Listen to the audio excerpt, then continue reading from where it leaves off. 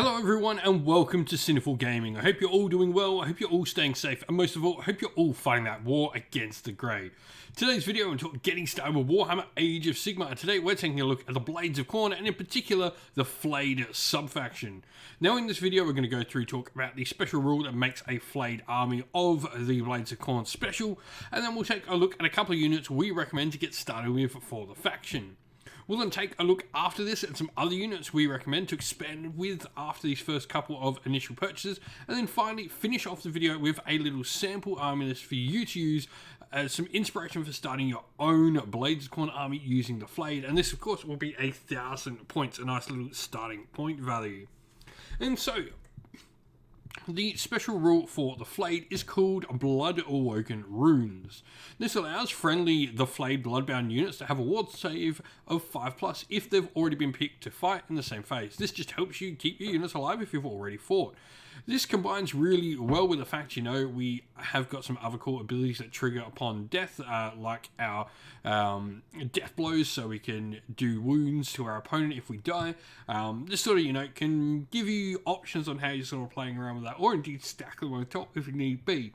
It also points us in the right direction of what sort of units we want to be using. It can get with the ability only affecting bloodbound units. And so, where to start with this particular sub-faction? But I think a Mighty Lord of Khorne is an interesting part. And we're going to talk about the Aspiring Deathbringer as well, but really, this could be any of the particular Gore-chosen heroes that you have access to in the Blades of Khorne. So, first of all, that Mighty Lord of Khorne, his big thing is he's got an ability called Bring Me Their Skull, where it's a command ability and you use it at the start of the combat phase. The unit can issue the command and the unit receives it must be a Gore-chosen model. This is generally all your foot-slogging heroes. The Strike First effect will apply to that Gore-chosen model. This is really cool because obviously giving Strike First means this model will get to put out its attacks nice and quick, but also then will gain a 5+ ward immediately after it does so. So this is a cool little thing you can really do with this model. Now, on top of that, the Mighty Lord of Khorne is not too shabby a fighter himself. 5 attacks, 3 threes, Ren 2, damage 2, as well as a few attacks from his Fleshhound buddy. But he can also attempt to unbind a spell in the hero phase as well. Now, that Aspiring Deathbringer is one of many different options we've got for Gore-chosen, which could be things like the Skull Grinder, the Exalted Deathbringer as well, and other things like the Blood Stoker even as well, which is all really cool. The Aspiring Deathbringer is perhaps one of my favourite. 5 attacks, 3 threes, Ren 1, damage 2, with a 1-inch range, 3-up base save, and 6 wounds. And then if the unmodified hit roll for an attack made by them is a 6, it'll cause a mortal wound in addition to any other damage it inflicts as well. Now, I was talking about a unit that can potentially have some nice effects in this sub-faction, and that is the Blood Warriors. Blood Warriors are just super solid to begin with, I think, in the new Blades of Khorne book. 2 wounds each, 3-up base save. Their big thing is the no respite. If this unit's included in a Blades of Khorne army, each time they're slain, they can make 2 murder rolls instead of 1. This gives you a nice option with the unit to either be doing, if they don't attack first before your enemy does, then they're going to get more murder rolls in there if any models do die. But then if you are, keeping them alive, a 3-up save and a 5-up ward if they've already attacked is a pretty decently defensive profile. And so, where to look to next? Well, the other battle line option we have available to us is the Blood Reavers. Now, the reason I like Blood Reavers in this particular one, if these guys get to attack first, they can boost their survivability pretty nicely. They're only a base 6-up save with a 1 wound, but going 6-up, 5-up is pretty solid. The thing for me there is, you can take large units of these models and get them to attack, and then have them be pretty survivable with that 5-up ward after they've attacked. This is really why I like them. They just bring bodies that, can be decently survivable if they do get to make those first attacks. Now, looking at another unit that can come in, I like the weird Khorne Age Chaos Spawn that is Scylla Aunvengrim. I probably absolutely butchered his name, but this is really cool. The reason I like this is the ability to fight within 8-inch and pile in an extra 5 inches. This allows this model to sit outside of combat if it wants, and then come into the fight later when it wants, stopping your opponent being able to target and only, being able to be really targeted in combat if your opponent's either charged this particular model, or indeed if you've actually initiated the combat, in which case you're going to have the 5-up ward already. Now, on top of that, we have Skull Reapers. I think these are a really interesting unit to bring to the table. Skull Reapers are going to provide you with a nice piece to get some good damage-dealing buffs into your force with. Their big thing is they've got the Reap a Deadly Toll. We add one to hit rolls if they attack a unit with 5 or more models. And they also do some mortal wounds on 6s to hit as well, which is really cool. The other unit that is, these larger sort of Khorne warriors are the Wrathmongers.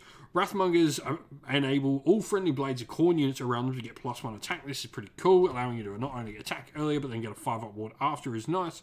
And also, if the unmodified hit roll for an attack with their melee weapons that targets them is a 1, they'll actually do mortal wounds back to your opponent as well. And so here we have our sample army list for the Flayed. Obviously, in the multi-armor Gur and the grand strategy, take what's theirs. For me, Blades of Khorne just want to be taking one that wants to get them into her opponent's territory. It just all makes sense to me. But our leader will be the Mighty Lord of Khorne, who's going to have the command trait, which will be Lord of the Gore Chosen. Add one to the attacks characteristic of melee weapons used by Gore Chosen units while the whole of within 16 inches is pretty cool. Yes, we don't have many Gore Chosen in this, but I think as soon as you start expanding and getting more room for characters, picking more Gore Chosen characters around your general can be a really fun and interesting way to run this. And then we've also got the aspect of the champion on this model for leadership of the Alpha. Now, our aspiring Deathbringer is wanting to get into combat, so we've given them the artifact, the Tusk Helm, where when they make a charge roll, they roll a number of dice equal to the charge, and they'll do some mortal wounds if they manage to roll the right number there. Lastly, rounding out our heroes, we have Scylla and Fingram. And then battle line-wise, we have 10 Blood Warriors, 20 Blood Reavers, so using up one of our reinforcements. And then a unit of 5 Skull Reapers and a unit of 5 Wrathmongers. Everything wrapped up in a battle regiment for a 1-drop force. Perfect 1,000 points on the nose and one of our 2 reinforcement used.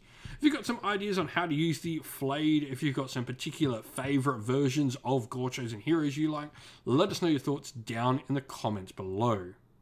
And so that's the end of the video. We hope you all enjoyed it. If you did, please don't forget to leave a like and subscribe to the channel if you haven't already.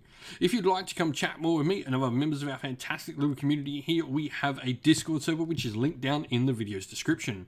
Also linked down in the video's description are the best ways to help support the channel. If you would like to, you can do so either by YouTube members or Patreon, or by grabbing yourself some merch at Teespring or at our Ko-fi store.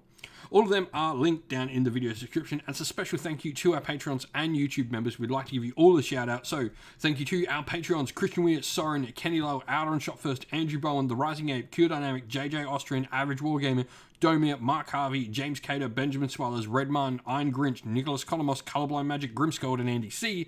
And to our YouTube members, Green Rich Gaming, Ronya, Lock Lorick, The Johnny84, David Ellsworth, Wolfric Nick, Baroque Chef, Ariana Edwards, Revenar, Pink Nico Fire, Robin Mankiller, Monty's Tabletop Terrain, John Castle, Davis Weird, James Tillman, Gargamel196, and Disco. Lastly, a special thanks, first of all, to Lady Witchfox Art, who does all the amazing art for the channel, everyone who helps come and provide the games for everyone to watch on the channel as well, and indeed all our fantastic mods and members of the community who keep our Discord and comment section a fantastic place for all to be. Thank you all once again, everyone. Stay safe, stay well, and most of all, keep fighting that war against the Grey. Ciao for now.